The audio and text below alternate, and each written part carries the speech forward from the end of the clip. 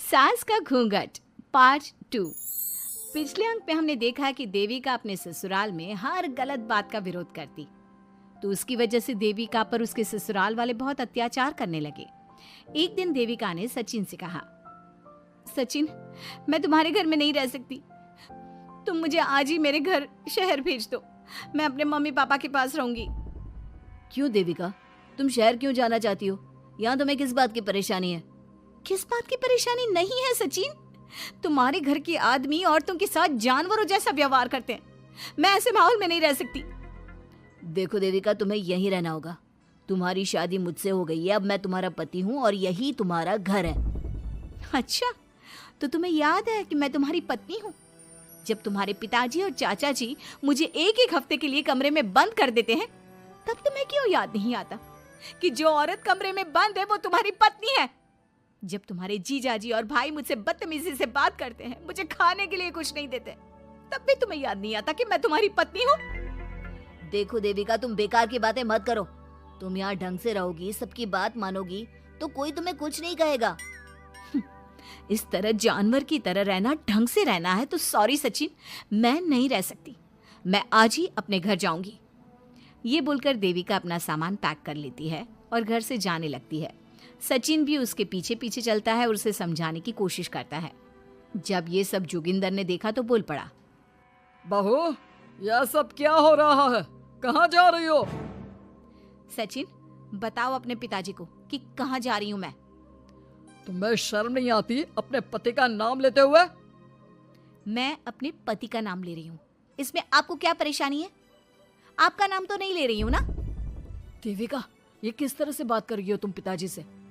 जिस तरह से करनी चाहिए उस तरह से कर रही हूँ बात। इससे अच्छी तरह से मैं तुम्हारे घर के किसी भी आदमी से बात नहीं कर सकती। तीनों की बात सुनकर घर के बाकी लोग भी वहां आ जाते हैं। तभी जोगिंदर कहता है, हमारे घर की औरतें अपने मर्दों का नाम नहीं लेती। तुम्हारे शहर में होता होगा, लेकिन हमारे यहाँ पर ऐसा कुछ नहीं होता।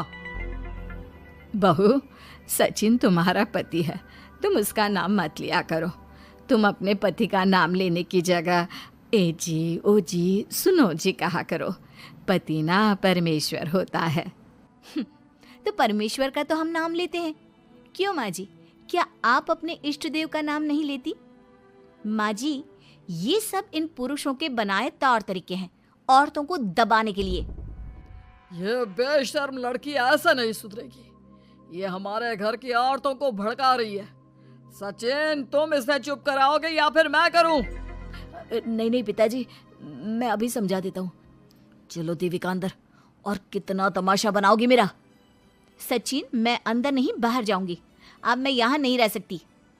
देविका की बात सुनकर महेंद्र कहता है, भाई साहब, ये लड़की इस घर से और गांव से बाहर ना जानी चाहिए, नहीं तो हमारे घर और गांव की औरतें भी ऐसी ही हरकतें करेंगी, वो भी मर्दों के खिलाफ बगावत करेंगी। और मैं भी देखती हूँ कि मुझे घर से बाहर जाने से कौन रोकता है। बहू, इनसे बहस करने का कोई फायदा नहीं, तुम अंदर चलो। इस गांव के मर्दों के अंदर बहुत अहंकार भरा हुआ है। देविका किसी की बात नहीं सुनती और अपना सामान उठाकर घर से बाहर जाने लगती है। तभी वहां मोहन और कल्याण आते हैं।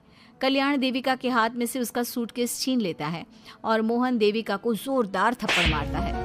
देविका का सर दीवार में लगता है और वो बेहोश हो जाती है। देविका, देविका तुम ठीक तो हो? भैया, आपकी हिम्मत कैसे हुई मेरी पत्नी पर हाथ उठाने की? सचिन, तुम जल्दी से देविका भाभी को अंदर कमरे में ले जाओ, मैं अभी वैद्य जी को लेकर आती हूँ। वीना जल्दी से वैद्य जी को लेकर आती है। वैद्य जी थोड़ी देर तक देविका की जांच करते हैं और कहते हैं, मुबारक हो आप सबको, आपकी बहू माँ बनने वाली है। अभी तो मैं आपको दवाई दे देता हूँ, लेकिन आगे इनके इलाज के लिए आपको दाई अम्मा को बुलाना होगा। ये बात सुनकर घर के सभी लोग खुश होते हैं। देविका को जब होश आता है, उसे ये बात पता चलती है तो वो बहुत खुश होती है। वो सबसे कहती है, मैं अपने बच्चे को यहाँ नहीं रख सकती। क्यों बहू, क्या हुआ? अब तुम ये सब बातें मत सोचो, तुम्हें आराम करना चाहिए। नहीं माँ जी, आप नहीं समझ रही।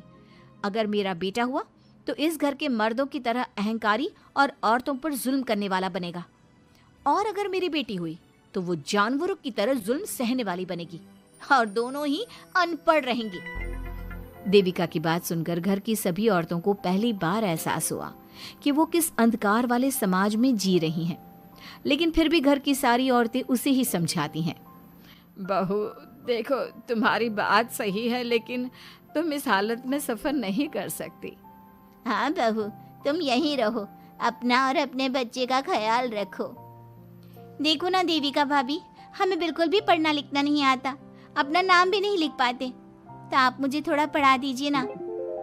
देविका, तुम्हारी बातें सुनकर पहली बार हमें एहसास हुआ है कि कैसे माहौल में हम जी रहे हैं। तुमने हमारे अंदर उम्मीद की नई रोशनी पैदा की है। यहाँ से मत जाओ तुम। देविका ने घर की औरतों की बात सुनी तो उसका दिल पसीज गया। उसने गांव में ही रहने का फैसला लिया। वो अपने घर की औरतों को रोज पढ़ाती, उन्हें अपने अधिकारों के बारे में, देश के बारे में बताती। इसी तरह कई दिन बीत गए और एक दिन सुजाता ने सचिन से कहा, सचिन, देविका की तबीयत ठीक नहीं, तुम जल्दी जाकर दाई अम्मा को बुला लाओ ना। भाभी, दाई अम्मा क्या कर लेंगी?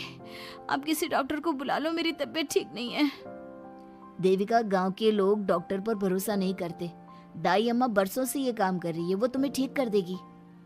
सचिन, तुम्हारे घर वाले अनपढ़ हैं, तुम तो पढ़े लिखे हो ना, देख नहीं रहे मेरी हालत क्या हो रही है। तभी तो बोल रहा हूँ, समय बर्बाद मत करो, मैं अभी आता हूँ। सचिन दाई अम्मा को बुलाकर ले आता है। दाई अम्मा घरेलू नुस्खों से देविका का इलाज तो कर देती है। कुछ समय के लिए उसकी हालत भी स्थिर हो जाती है, लेकिन वो पूरी तरह से ठीक नहीं होती। फिर देविका सचिन से कहती है, सचिन, मुझे समझ में नहीं आ रहा तुम मुझे डॉक्टर के पास क्यों नहीं ले जा रहे। मैं माँ बनने वाली हूँ और मुझे ये भी नहीं पता कि मेरा हेमोग्लोबिन कितना है। दाई अम्मा कर रही है ना तुम्हारा इलाज। लेकिन दाई अम्मा को कुछ समझ में ही नहीं आ रहा कि मेरे साथ क्या हो रहा है। अगर देखो तुम मुझे नहीं लेकर गए ना तो मैं खुद ही चली जाऊंगी। अगले दिन देविका की तबीयत दोबारा बिगड़ जाती है और दाई अम्मा के किसी भी नुस्खे से वो ठीक नहीं हो रही थी। देविका ने सारी हिम्मत जुटाई और वो अकेली ही डॉक्टर के पास जाने लगी।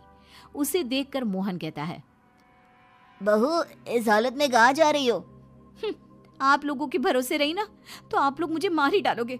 डॉक्टर के पास जा रही हूँ मैं। बहू, तेरा दिमाग तो ठिकाने पर है।